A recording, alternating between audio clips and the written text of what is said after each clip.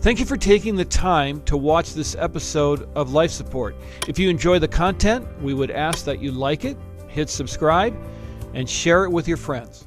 Hey, I'm so glad you've joined us on Life Support. What we do on this program is we talk about issues that can be difficult, but we believe that Jesus steps into these difficult areas of our lives and bring redemption. And we want to educate people. We want to encourage you. We want to help you understand what's going on around you. And it happens to be a perfect time for us to have our guest today. Katie Schaumann is the Community Engagement Coordinator for Southern Valley Alliance. We're so glad to have you, Katie. Thanks for being here. Thank you so much for having me. I'm really excited to be here. And it's an important month for you here. It is, yes. Tell me about that. Yes, so I work for a domestic abuse agency, Southern Valley Alliance, and October nationally is Domestic Violence Awareness Month. So an awesome time to get out there and do exactly what your podcast does, raising awareness and providing some education. So when you talk about raising awareness, that implies that there is a lack of awareness to this issue. Tell me a little bit about how many people are really tuned in to the extent of domestic violence and, Sure. and how prevalent it is in our society. Yeah, well, that's really great. Domestic abuse is kind of new to the public eye. So maybe something that we've heard about or known of since the 80s, 70s. It's been around for a lot longer than that, but really in the public eye for a very short period of time. And so there's new studies being done every day about domestic abuse. So there's new things that we can share, new information that we can provide. But it is not something that's commonly spoken about. So not a lot of people have a lot of knowledge. I think in the media, we know a lot of things about what physical abuse might look like. And more recently, especially throughout the pandemic, we have some information on what emotional abuse or financial abuse might look like. But abuse is much more complex. There are so many layers to it. And so really bringing that awareness of what are these things that we can be looking out for in our community, and then also sharing that it is extremely prevalent, which a lot of people think, especially in Minnesota. There's a lot of great things about Minnesota in our service area. So Southern Valley Alliance primarily serves Scott and Carver counties in Minnesota, which are the healthiest and wealthiest counties in the state. So it's very commonly thought of, if we live in a healthy and wealthy community, this isn't a problem that we have in our own backyard. But actually, it's something that can happen anywhere, anytime. So really bringing that awareness that doesn't matter where you live or what you have in your bank account, this can happen anywhere. So what got you interested in this topic? Yeah, that's a really good question. So I actually have a degree in fine arts, which is drastically different than working in human services. Yeah, and you're a musician. I'm a musician as well, yes. So that's kind of what I do in my free time or my off time. But I've always had a passion to use my creativity to make a difference in my community. And I saw abuse growing up in my home, thought that it was normal, thought that it was okay. I didn't really think much of it. And as I continued to get older and realized that what we were experiencing wasn't normal, it wasn't right or okay, it's just something that really touches my heart and hits home for me. So if I can use my creativity to maybe speak into the life of a young person that is thinking the same things I was thinking when I was in high school or middle school, I want to do it. I want to get out there. I want to bring that awareness. I didn't have anybody coming into my school talking about what a healthy relationship was and that I was worthy of a healthy relationship, and now I have the opportunity to do that. Yeah, that's great. It's interesting that you mentioned that, because I wonder how many students, how many people in general are walking around thinking, I live in a normal atmosphere. When I get hurt, everybody gets hurt. Yeah, it's normal. Well, and I think the thing about it is it's so glamorized in media that it looks okay. It looks normal. Well, I saw it on this TV show, so if they experienced it in TV, then it's okay for me to be experiencing it too. So I think that's another thing that we kind of are facing, is that it's glamorized. Like, there are so many shows where there are relationships and an individual is stalking another, and it's almost romanticized. So going in and saying, these are these warning signs that we can be looking out for, and know that you're worthy of something so much more. Yeah. It's almost like the lines between reality and made up is really starting to blur in our culture, isn't it? 100%. And I think social media has a huge thing to play into that field as well. Just seeing all of these things online, wanting to be whatever we see, instead of just striving for what we are. Right. Now, you're a Christ follower, which brings another dimension to this. And I know the statistics in churches are not great. And I think a lot of us look around our churches on Sunday and, oh, what nice people. This couldn't possibly be happening. But boy, that'd be a naive way to look at it, wouldn't it? It would, but it's how I think we all think that, right? Like I was we sharing want to before. think the best. We want to think the best. Yeah. And even in my own personal story, like we were attending church at the time that we were experiencing abuse, and it was something that our church family also didn't want to believe. Like, this couldn't be happening. Just try and do whatever you can to make it work. Stay as long as you need to. And so statistically, like 1 in 3 women and 1 in 4 men experience some form of abuse in their lifetime. So if you haven't experienced abuse yourself, somebody you know has. A family member, somebody on the worship team, somebody sitting next to you in the pew, somebody that you know has experienced abuse, whether they have disclosed it to you or not. So the reality is it's happening. It's happening in our church. It's happening in our schools. It's happening in our own backyard. What can we be doing to prevent it? What can we do to raise awareness about it? And specifically within the church, it happens at the same rates as anywhere else, 1 in 3 women, 1 in 4 men. Before coming here, I was doing a little research, just wanting to kind of refresh in some of these statistics, and I saw that Lifeway in 2018 did a study, and they were able to find that 1 in 4 marriages within the Christian church have some form of abuse. Wow. And 30% of pastors within the Christian faith don't think that physical or sexual abuse happens within their congregations. It's just not something that happens. And 70 to 75% of pastors say their policy, if they're encountered with abuse or they're disclosed that there's abuse happening, is that they direct everyone to marriage counseling, which is one of the worst things that we can do, specifically when we're talking about situations of abuse. And I'll get into that a little bit more in a moment. But because of these things, like just specifically thinking about I think what churches or people who are in the church believe that if I get divorced, it's something bad. If I do this, it's something bad. So I'm going to do what my pastor is telling me to try and make this marriage work, even though I'm being abused, because I feel like it's what I need to do. So people within the church will end up staying in an abusive relationship on average like 3.5 years longer than somebody that wouldn't be of Christian faith. And I think the biggest thing that we can do is just help provide education for individuals. Like, the reason why marriage counseling isn't a good solution for people that are experiencing abuse is that victim, that person who is experiencing abuse, essentially has duct tape put over their mouth. They can't say anything. They don't have the ability to speak freely about what's truly happening. And then they know that because they've spoken out, because the abuser has been encountered, that means that they're going to be in more trouble once they go home. So they're going to do whatever they can to ensure that the abuser never finds out that they spoke about what they're experiencing. They're going to shut down more, keep everything inside, and never speak about what they're experiencing, never reach out, because they don't know what's going to happen if they do. They don't trust anybody. So would a signal then be if I think there might be something going on with Mary and Joe, and I say, hey, can we meet? And one of them is really saying, no, we can't do that. Or can I meet with someone by themselves? And the other's saying, no, you can't meet by yourself. Am I starting to get a signal now that something's off there? You very could be. Yeah. I think abuse is so complex. Yeah. And oftentimes, those who are choosing to use harm, the abuser, they want to make sure that they're keeping their appearance really well. So they might say, yeah, let's have a conversation. Let's have counseling together. Let's do this together.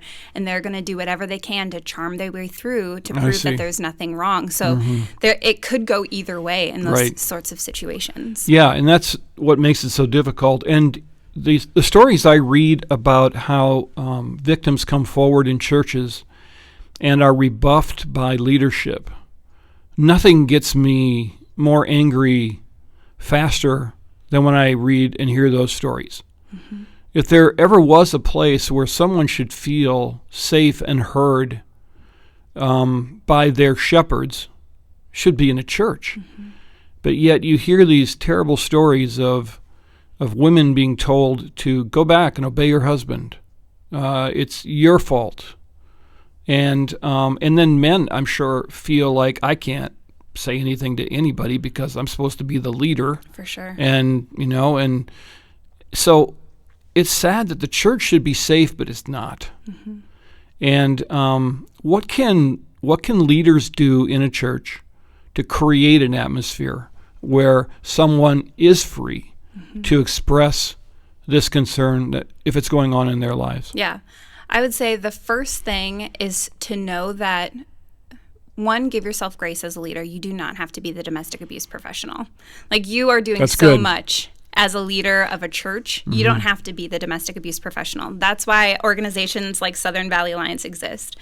But you do have an obligation as a leader to know what your community's resources are and know those people by name. Have that one-on-one warm relationship. So if somebody does come forward and disclose that they're experiencing abuse or trafficking or anything, you know exactly who has the information that you can go to and say, I can walk through this with you, but I'm not the professional, and I know somebody that I can introduce you to if you're ready, when you're ready, giving them the choice to be able to make that decision.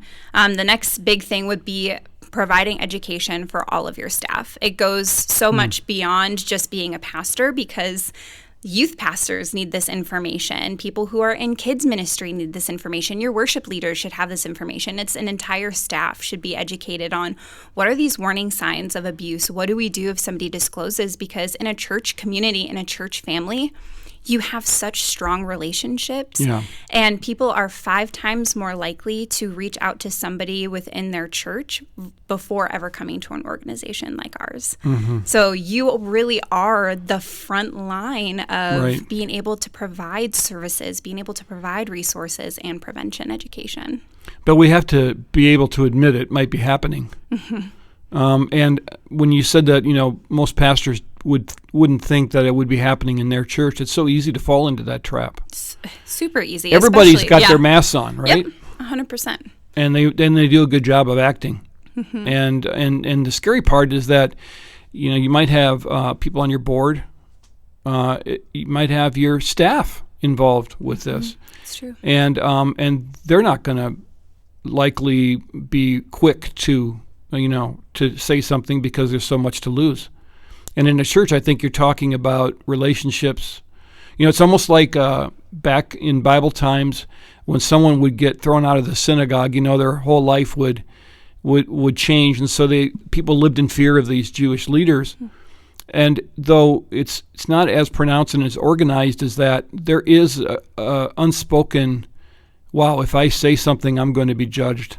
I'm going to be ostracized, right? And sometimes it happens, which is the sad part about it. Which it shouldn't. The church is called to be the place to live life. Yeah. To live life, and life is messy. Life is messy. And so we should be able to be there together as a church, no matter what that mess looks like, and say, we're going to get through this. No matter what it looks like, it's going to be messy, but we've got these things. We're a team. You're not going to do it alone. Yeah, and you have to trust the power of the Holy Spirit to walk you through it as well. Why do you think, this might be an opinion question, and you can, put a disclaimer out there like we do on social media. Opinions are my own. It shouldn't be the same statistics in a church as it is outside the church. Why do you think that the numbers are the same? Is it because people are people? Yes, 100%. Yeah. People are people. People are people. And abuse specifically is a learned behavior and a choice. So anyone can learn that behavior, and anyone can choose to use those behaviors. So it doesn't matter where you come from or what you've experienced in your life. If it's something that you've learned or seen as normal and seen as okay, then you might think that it's normal and okay, and it's okay to do. So I think it's just people are people, and we're flawed. Yeah, there's no doubt about that. My guest is Katie Schaumann from Southern Valley Alliance. We're talking about domestic violence, domestic abuse, and so glad you're here. How does someone listening right now know that they aren't an abuser? Nobody has a perfect marriage. It's true. We have flare-ups with our kids. Teenagers love them, drive you crazy. How do you know you're not an abuser? It's a really good question. And I think the really important thing to state, just like you did, is 100% of us are going to do unhealthy things. The thing that really makes the difference is being able to recognize that something was unhealthy and having conversations about, hey, I said this, I was a little out of line there. I'm really sorry. Can we have a conversation about it? This is where I'm coming from. I want to give you the space to be able to share where you're coming from and have that open, honest dialogue. For people who are choosing to use harm and choosing to use abuse, they don't have that. They just want that power and control always. So they'll never open up to repentance, or if they do, it'll be for the purpose of manipulation or control. 100%. So if you're actually asking the question and you're experiencing remorse and you're having that conversation, then you may need to get help from someone, but you're not a serial abuser or something like that. Right. Because that is scary, because our hearts are wicked. The Bible tells us that. And we live in a high-pressure society, especially through COVID, where we are all in the same house for forever and ever and ever and ever. Yeah, and increased ever. risk for sure. Yeah. So I think that it is important to keep asking that question. If someone is in their home and they're listening right now and they're saying, I wonder if I am being abused. I don't know. I don't know what that looks like. How would you help them assess whether they are an abuse victim or not? Yeah, for sure. So the best thing that we can do is really understand what abuse is. So abuse is that constant need for having power and control over another individual by any means necessary. And so once we understand that abuse is being done by somebody that has that need for power and control, we can start looking at things in our lives of, asking ourselves question, does this person ever do X, Y, or Z? Does this person ever do they make me feel this certain way? I'm trying to think of there are all these resources and lists of questionnaires and things that you can take.